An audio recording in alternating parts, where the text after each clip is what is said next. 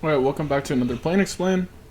On a 29 here, just gonna flat the 10s. I think you do either. Maybe it's just a pure 4-bet. I'm kind of blanking at the moment, just started the video. Yeah, we got 3 tables of just basically pure reg battling 1k during the happy hour for the leaderboard. And 2 500s going. I was playing a bunch of 200s, but since I'm in so many 1ks, I decided, you know what, let's just record. On my way to being in 4, maybe at some point this video, so this should be a pretty intense video. So I would stay tuned. I think versus this size, even without a heart, I think we just have to call here. On this board, I'm gonna actually lead. It's not really a thing in theory, but I just think people are going to play bad into it.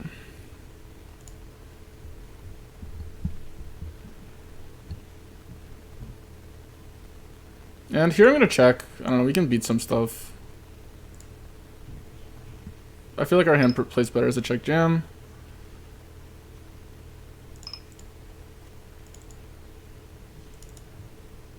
I don't mind overbet here.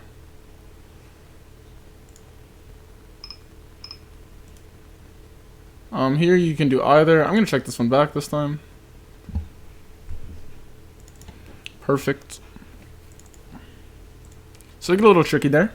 Get rewarded. I think people aren't gonna really be able to exploit you in that line when you lead. It's pretty easy to have bluffs. The range advantage is pretty equal, meaning that like you don't need to actually check too often. Here I'm gonna bet. Get value from like some shit. Here you can basically simplify to 1/3 with the close to range. I think like building a checking range is maybe a little important, but we're just gonna check this one with some decent properties. And here on the river we could do either. The issue is he's gonna vault 8x. I don't mind the idea of check raise. Technically the issue is I don't think this guy folds. I think he just has us beat. Okay. On a 59 here you do all 3. He sizes down. I imagine this calls here on a 59. I might be wrong. On a little lower I'd fold. A little higher I would turn it into a bluff. Versus Ryan Risk I'll just play pretty standard. And versus this size here, for what it's worth, I don't think I love the size. I'm gonna fold. Here you can do big bet or check. I think this is mainly going to be a check. It's going to mainly be a fold. Less exploits in this video. Versus the block bet here, just going to be calling. And then on this river, definitely going to turn my hand into a bluff. 76 here, we will be 3-bet bluffing this one. That's around the number we will be.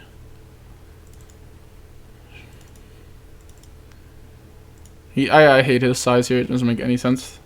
It's just a really bad. I have to sound rude, but the reason the sizing here sucks is because I'm 3-betting polar, meaning that there's no point of sizing up. Versus 90% of my hands, I have some mergier hands like the suited connectors, king 3, king 4 suited, king 3 and king 4 suited and stuff. But for the most part, that size might make it a little more indifferent. But for the most part, you just want to be 4-betting to get rid of my hands that are indifferent. It doesn't make sense. So you have to 4-bet less often when you go to that size because you lose more when you get shoved on if you're bluffing. So I'd rather just min-click and try and take down the pot and get value from the mergier hands. Forcing me to just have a nutted range, it doesn't really do anything for you. I'm definitely calling here. I don't know why I'm tanking. I just have a read that my opponent's range is really strong here when he big bets. Still think I should call this one though.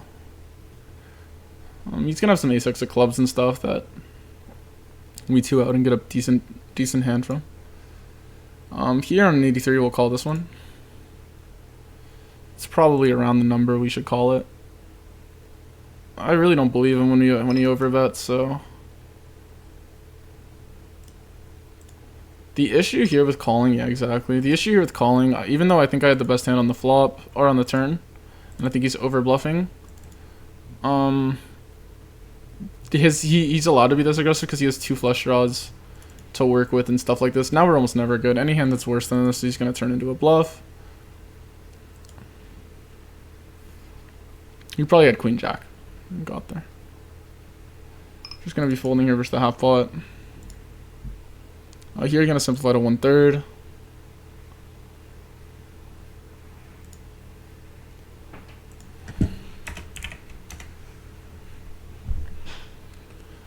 Here without a club, I don't think we ever want to turn 6s into a bluff. He has some like low 4x, 5-4 and shit that we actually beat. We have a good amount of queen X ourselves in this line when we bet third on the flop and check turn. Don't mind the idea of actually calling this.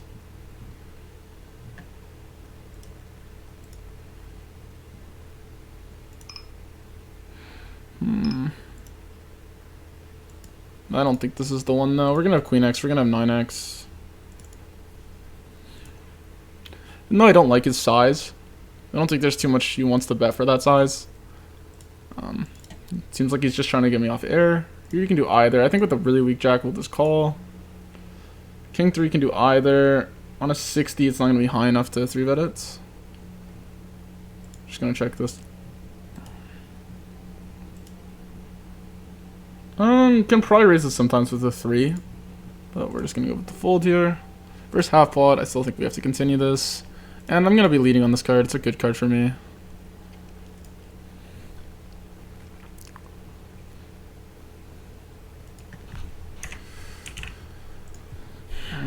The caller, the card's clearly better for the caller. Jack 3 I don't think is the type of hand to raise, so we're just gonna put it in the calling range. And we're gonna drop down to 4 tables here in a sec. Just gonna believe this guy here.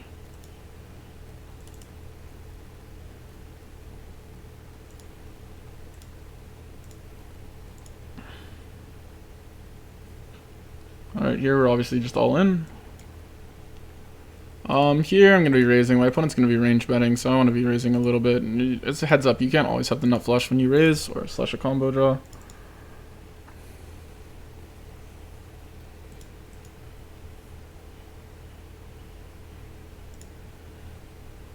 And here's like big better check.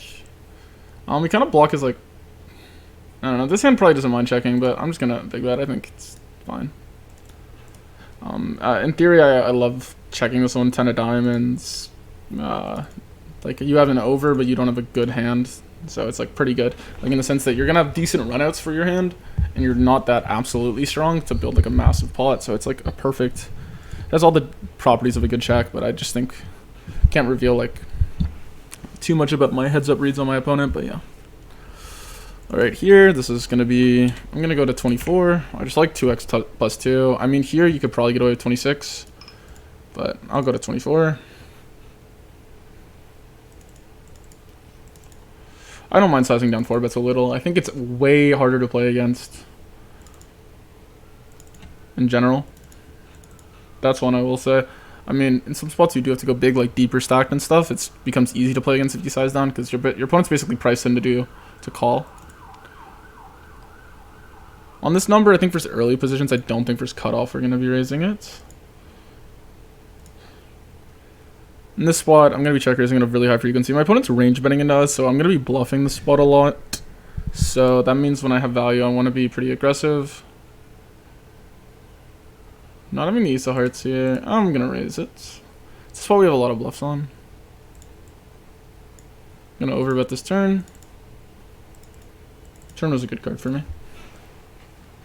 I hope my voice isn't too laggy. I hope I can fix it. It's really bugging me, but I don't really know what to do about it. I feel like it's just on my webcam's end, or my computer's end, if anything. But yeah. Here, still going to be opening this, even on an 8.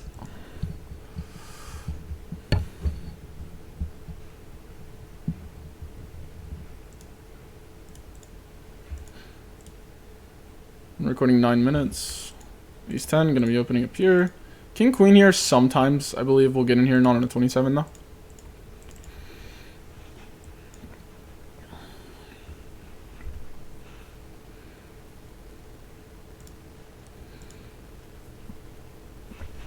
I'm going to drink my energy drink, because I'm a degenerate. Yeah, hopefully I can record 3 videos right now while they pull his Reggie.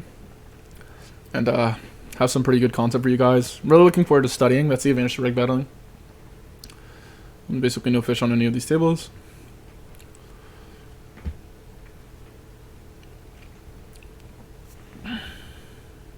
On a 74, I wouldn't be surprised. I will say I'm not too studied with the suited connector portion of the big blind 3-bet bluffs. Like I know 10-6 suited and stuff gets in here. But yeah. And here on a 43, oof. This is actually surprisingly not as big of an advantage to lead, I think, as people would think. Like, we have 6-3, but he is going to have ace-3 off pure and stuff. This number, just not getting after it. Gonna be checking this number as well.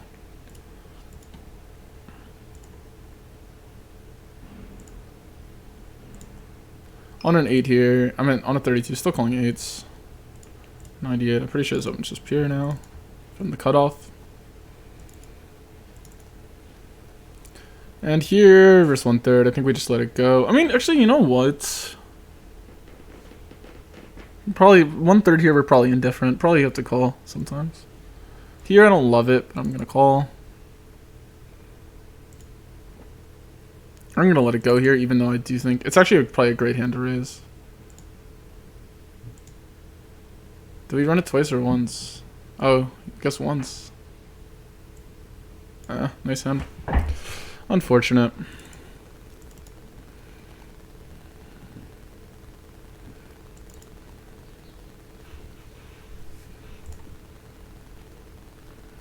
My all-ins have not been the best today.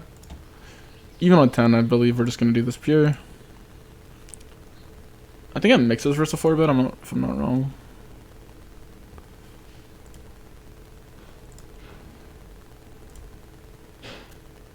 Okay, so we'll lose up here, and now he'll have queens 1-1, and we'll win down here. That was my plan all along.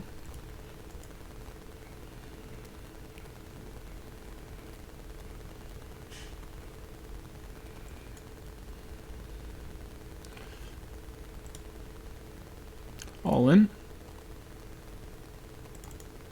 It's weird that he thinks. I guess he's just playing too many tables. There's not really much to think about in the blind versus blind spots. I mean, you almost 4-bet everything. The only hand I would say that you kind of think about is ace queen suited and stuff. But it's like, if you 4-bet it, you're just planning to call off.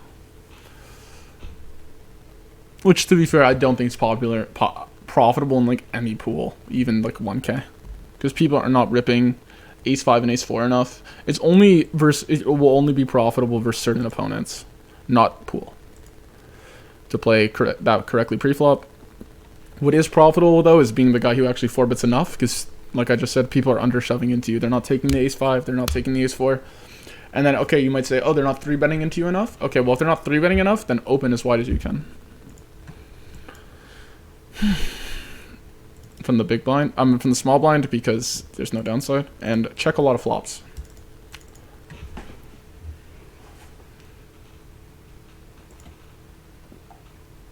On a 51, I believe it's around half the time with this hand. I might be overdoing it a little, but yeah. Don't like the time bank. Yeah, I don't like the 24 bigs. I really just like 22. It's a noticeable difference. It adds up over time, just due to the fact that there's not much of an advantage to sizing up. I will say though, if you know your opponent is not merging their 3-bets, on a 45 this still gets in here. Jeez, I just keep having the bluffs. If you know your opponent is not merging his 3-bets, then you do want to actually go bigger, because you want to make these ace-10 suiteds, these king-10 suiteds, these 10-9 suited types. I mean, you have 10-9 suited anyway. But you're putting more pressure on those types of hands. Your opponent's gonna have more flats, so you might as well 4-bet less and 4-bet more aggressively to be more profitable. I still recommend having bluffs though. Yeah. Because the sooner if you get too exploitative, it just takes one adjustment from your opponent, and then all of a sudden you're the one who's getting exploited. This is big better check. I just auto bother about 1/3. You can get away with the 1/3 sizing here. I think in theory it's probably splits, but for me, I always err on the side of just playing the checking range and the big bet, because I like having the big bet more, and I like having the checking range more.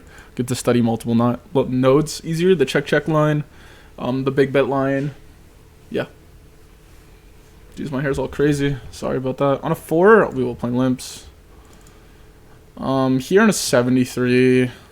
He doesn't lead into us. If your opponent plays a leading range, you want to see a bit more here because he checked. If that makes sense. Meaning that like when he checks, he's going to be weaker. Because there's going to be some hands you mix lead, but there's going to be some hands that are too bad to even include in that leading range, naturally making the checking range weaker. Definitely going to be calling here once though. Going to be calling here for sure. This card we could lead on, but I don't like it due to the fact that like he's going to be calling 9 and 8x, and It's going check check. I'd rather keep bluffs in. I don't like calling a check raise with this hand. I'm sure it probably gets in the leading range in theory. Now check raising is interesting.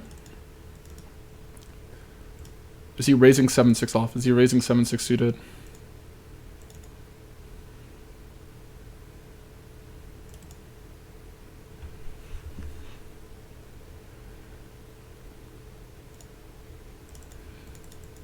I will say, I don't mind it. I'll say it for what it's worth. I do believe this line probably is overfolded, so I am going to go for it. And I would have jammed river.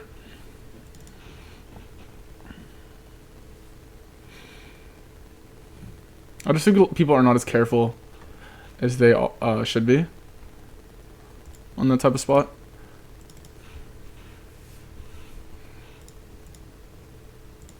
I see less appeal of keeping bluffs in with a hand like sevens. Like if you have 9-7 or 8-7, it's fine. The issue here is it's like there's just so many bad rivers. Like if he has Jack 10, he has a billion outs versus me, and he's gonna give up the river on a 6. I'd rather raise myself. If I bingo a 7 or a 6, I can get a stack. If I bluff, there's a chance it works. You know what I'm saying? Whereas if I'm just out of position, I'd rather be. I'm gonna want to be aggressive there with my straights anyway. For that reason, I don't want to just free roll me if he has Jack 10 or Queen Jack. So on that turn card, I'm gonna be raising really aggressively. So I need to find a lot of bluffs. His main range is over pairs. My main range is beating over pairs. Yeah.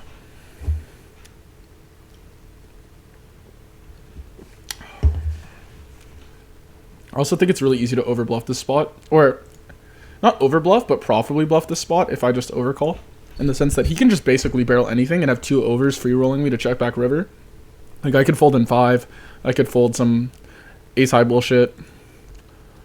Yeah, I'm definitely gonna be running a lot of. I'm just gonna fold this one. 34. I would limp it on a higher number. Okay, so multi-way here. I'm gonna size up to half pot because I'm gonna be targeting a lot of these pocket pairs. I didn't realize I opened this wide though. He raises me.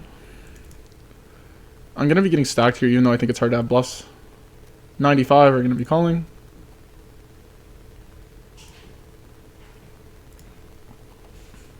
Gonna be calling here with the club on a 46. It's probably close. Holy man.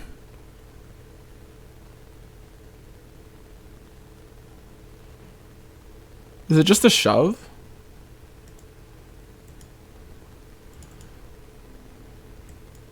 It's either shove or fold, I think. I don't like call. I think I'm just going all in here.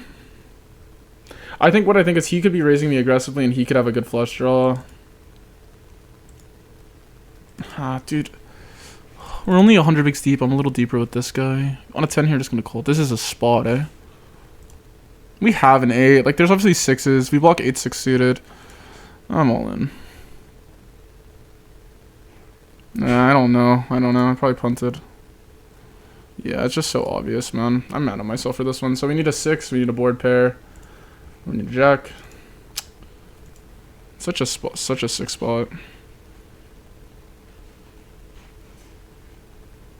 Come on. How does it, by the way, that's not a profitable call at all. That's a minus EV call from a guy who plays this game too much to do that. But okay, that's me tilting a bit, but it's just not a call. It's a fold versus my open in general. But I opened too wide. But especially when button flats, I was just losing to call that. And I'm just going to call here, though I think the spot's under bluffed. But here we can do either on a 65. You're going to 3-bet. Do you know your opponent's 16 ace-8? Because that's the thing there here. He's not supposed to have ace-8 offsuit. Obviously factored in that he could. Even though he's tagged good reg and like he's a good player. Most people are just autopilot when it comes to pre-flop. Even though this call, you're dominated by me half the time and then you're dominated by him half the time. You never flop clean. You play multi-way. You're putting in a big blind and your hand doesn't really realize that much strong equity hands. So it just performs terrible multi-way in the sense that you flop an ace. You're not getting bluffed into at the same rate. You're not. It just performs horribly. I still like the idea to shove, because I think it's a really profitable raise for him to bluff. The question is he finding it? He's a little nittier than he probably should be. Yeah, I don't mind the idea of folding, but I'm in a regular game, so I'm just going to go with what I think is correct in theory. I obviously opened Jack 8 a little too wide there, but just mad at myself for that one. It stinks. Just stinks. It's kind of frustrating. Like, he should never have ace-8 off here. Oh well. Especially, like, when you get the overcall from the button. Heads up, it's different. When you get the overcall from the button, you really don't want to be defending these middling hands anymore. They just perform so terribly. This guy's going to be flatting ace-jack. Stuff like this. I'm obviously going to have stronger ace-x advantage. He's going to have 9s in his range. You're just competing versus two hands versus a hand that basically has to hit trips or two-pair to even remotely realize any equity. Your hand on an 8 high flop. Anyway, it's just pretty obvious. I'm just kind of ranting because I'm a little tilted, but yeah. Kind of upsets me when regs make mistakes and get rewarded for it. And I don't mean like bad regs. I mean like regs that I actually think are pretty good at the game, so, or are supposed to be good at the game. I mean, he is. I'm not trying to say he's a bad player. I'm not even saying I'm better than him. Because I know a lot of people get upset about that. Like if I say, oh, like so-and-so made a mistake, they're like, oh, check your ego. I mean, it's just objectively not a call. Oh, shit. I mean, you people can defend people. I open too wide. My hand's objectively not an open, so I'm not being dumb, but I'm not saying I played better or anything. Just frustrating. Frustrating even opened it. Anyway, back to the video. I sound way more tilted than I actually am, but, or at least think I am. I got my prime energy drink. It will give me superpowers.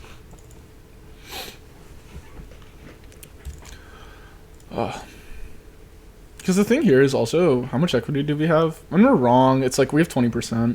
Unless he has 6s. Which 6s might even just flat. Because why would 6s 3-bet? So he's ripping like a better 8 or trips. I kind of had a feeling he wouldn't take this line with the flush draw. Because he's worried about running into a full house. But it just is a profitable take, in my opinion.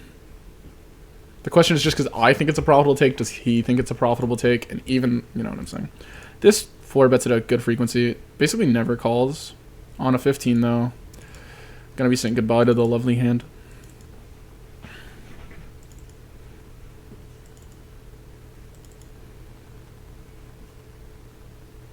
It's probably close here. It's a spot that'll never come up again.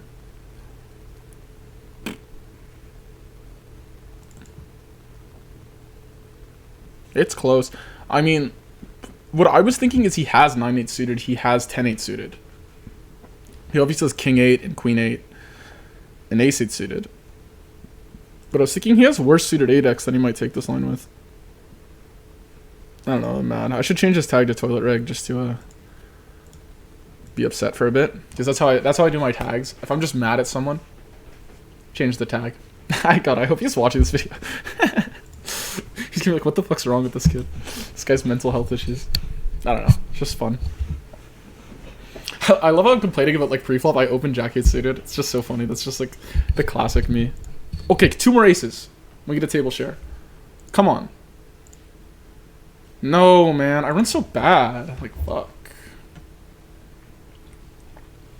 3? Would we have 1? Oh, we were 1 ace off. I keep running 1 ace off the BBJ. Damn, this guy was 1 ace off 60k. Alright, here he doesn't even hesitate to play leads. I mean, just because he didn't lose, I like the idea of bet folding this hand. This is the perfect type of bet folding hand we're gonna have here. I will say, for what it's worth, this spot is over bluffed. Yeah.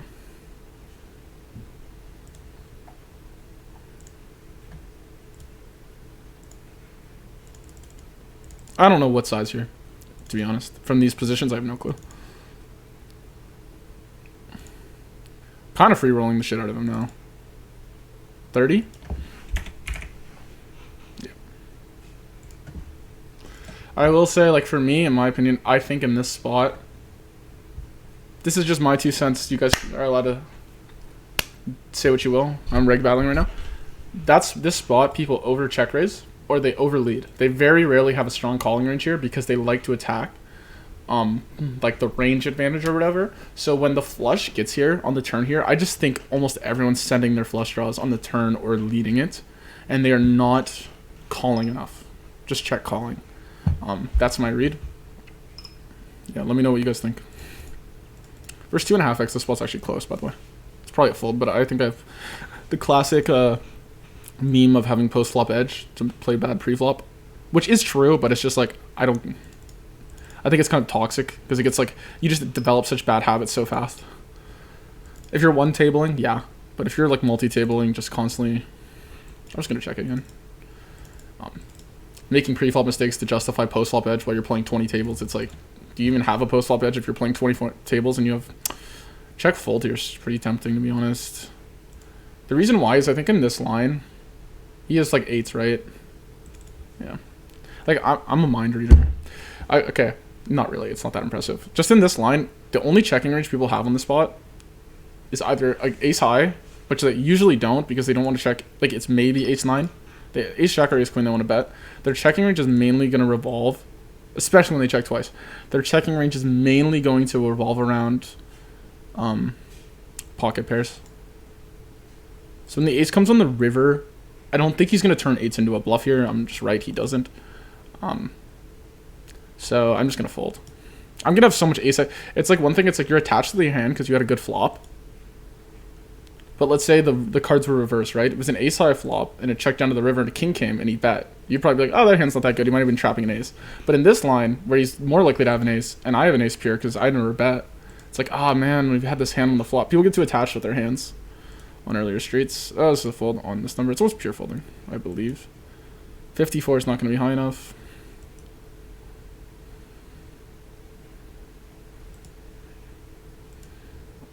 Probably a check call here, though I do think he range bets the spot, which makes me a little more tempted just to do like a little fuck you raise. Instead of playing a calling range, I'm just going to play a little fuck you strategy versus him. Because if he's playing a range betting strategy, I'm going to have to overfold this board. So I might as well just make him indifferent with some of his hands. I think it performs pretty well.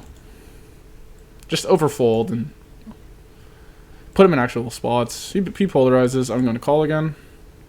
He's going to check, and if he bets again, I'm probably going to fold. 59, 49, going to fold. We good? Yep, I'm the best player ever. Yeah, sign up for my course in the description. I'm just kidding. On this number, we're going to attack this guy. Oh! The 3-bet shove was tempting, but I'm going to decide against it. Gonna go with the range bet here. Super disconnected board. For what it's worth, I don't like range betting ace high boards out of position. It's too easy to play against, I think. This spot, it's probably okay. And also betting this hand's probably pretty profitable. It's gonna have a lot of hands in between these two cards that you benefit a lot from folding out. I'm on the idea of check call here. King 8 or King 9? King Jack. 1/3 on the river also seemed okay. Okay, so here I 3-bet the guy. Okay, you do want to play a betting range here. You gotta be a little careful. This one I have no clue. I'm blanking. My brain's scrambled. I'm trying to think how much we like the backdoor with the lower kicker. I think the idea of just betting and folding out better ace high is pretty good. But when you have the backdoor, he calls ace 6 of hearts, like ace jack of hearts, ace. Check raise candidate. We'll go with the check raise. Actually, I don't even like check raise because we unblock hearts. Yeah. Generally, if you're indecisive, it's just fine to check because in this spot, you're going to want to make sure you have enough checks. We'll go with the check call. I don't mind the line in theory. I'm not talking about in theory, but in practice of check call. Like let's just go 2010 mode here. Check call. If a diamond comes off, check jam. Seems pretty easy to pilot that spot. In this line, I mean, we unblock ace 9 suited at ace 10 that he could be taking this line with. I like overbet though, because we're basically wrapping a trapped overpair.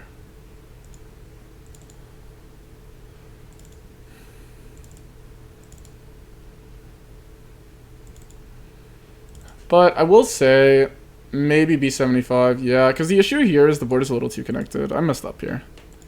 As I was doing it, I realized, like, I mean, the guy's not bluffing this line. Like, don't get me wrong, he's not bluffing, but whatever.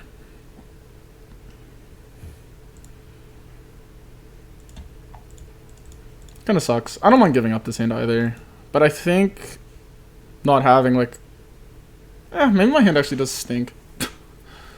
Yeah, maybe it's like, I was thinking, like, we unblock, like, ace 10, we block ace 10 of diamonds, whatever, ace 10 of hearts might barrel, like, I don't know. I guess you just hit queen jack though, or like hit pocket, hit a set. All right, on to the only review for today. We're gonna be looking at this ace 3 hand, and there was a billion ways to run this ace 3 hand, literally a billion. When you no-luck one thing, everything changed. So here, for example, it's splitting between the two sizings. For the sake of just convenience, I actually don't mind playing a B50, B75 split, as it's pretty obvious which hands want to mix between the two, which hands want to like stand more to gain from playing a smaller sizing. Mainly just hands that benefit more from folding out more hands, and mainly some hands also benefiting from keeping more hands in. And then your bluffs usually can mix. So it's actually not as hard as people make it out to be to mix between the two. Anyway, here when you simplify to B75 or check, we actually like mixing these two and pure betting the ace 3, but I can give you a bunch of nodes where for some reason I changed one thing and all of a sudden ace 3 is the main preferred bet. But we're going to go with the check here. We rolled 50-50, and in this spot I just didn't know. I probably should have gone with the number, because in the replay I did actually roll pretty high. He opens for 1/3. Hard to know how aggressively he's doing it. And as a preceding game, it's just not a profitable raise at all to raise this hand. You're just getting called by ace 6 of hearts so often, and you're folding out the diamond hands you dominate, so we just like to call. And on the turn here, I believe it was a 9 of clubs. It was either 9 of clubs, 10 of spades, or 10 of spades, 9 of clubs. So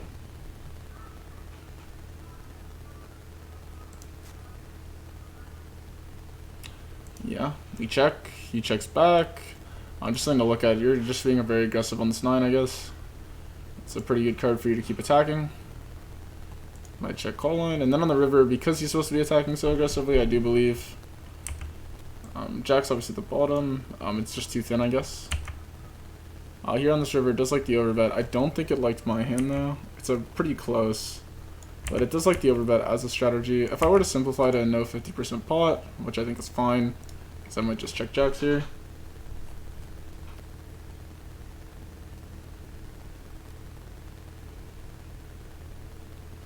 Yeah, it doesn't like to bluff here. The best candidates you have to bluff, if you look at weak hands, that 125 here. It likes having a queen. Well, obviously a queen's just value, but it likes blocking your opponent's value with the queen itself. So hands like ace queen, ace jack, king queen suited are just going to be your better candidates. And yeah, as it makes sense here. Opponent's supposed to probably not have too much king queen in his folding range because he's supposed to be betting it on the turn. So most of his folding range is going to come from these lower hands. Apparently even some pocket threes, which is why the ace 3 is really bad.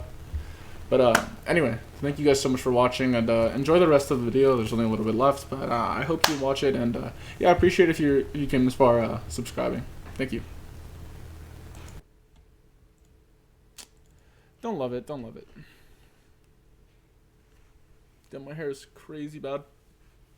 In the next video, I'll try and look a little more sharp for you guys. I know that's what you guys care about. It's my good looks.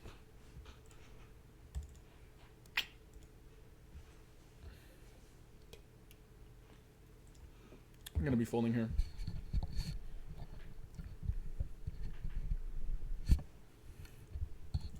I'm just kidding. It's my poker strategy. The only reason I have this webcam is just to impress my girlfriend, so she doesn't forget about me. How much am I down right now? Probably a decent amount. I got shit on here. Got shit on here. I can't believe this guy tagged toilet rig. So funny.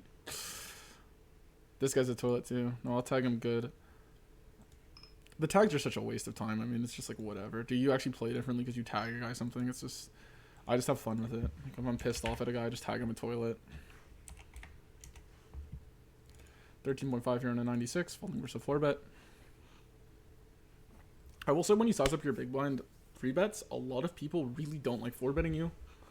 Even though it's like a profitable strategy, they just really don't like going to like 30 big blinds with a 4-bet bluff. They feel like it just feels like you're gonna lose so much when you get shoved on, and you're gonna get shoved on often, and a lot of people are scared. Not to mention half the pool doesn't even have bluffs when they 3-bet from the big blind, so no one even bluffs it. Like there's a lot of people I'm sure in global pool you can look and they only 4-bet like aces and kings. And it's like a fine strategy, quote unquote. The issue is then you end up being the guy who only 4-bets aces and kings. That's like the only problem I have with it. It does make money, but the issue in poker is part of playing is building good habits. Like for me, like I'm someone I like to pride myself on the fact that I study a decent amount. I'm not saying I'm not some insane bot, but I study a decent amount. And even for me, like if I get into a bad habit, it stays for a while. Like you'll see if you watch my videos, I open too much of my suited connectors and my lower pocket pairs from early position and stuff like this in it. And I'm just the second I go on autopilot, I start doing shit like this again. On 76, sure. I mean, I don't like this candidate, but it's an okay one. We're gonna have offsuit 8-7.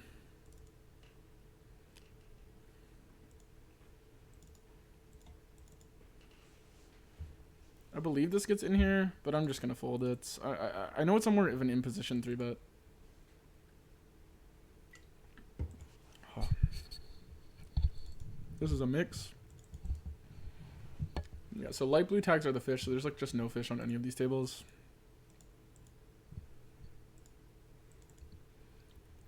Alright, I've been recording 33 minutes. I'm gonna wrap up the video now, so I can get a video up for... No, queen 5 suited to the bottom here. Get a video out for you guys tomorrow, and keep going. So thank you guys so much for watching. It means a lot, and I'll see you in the next one.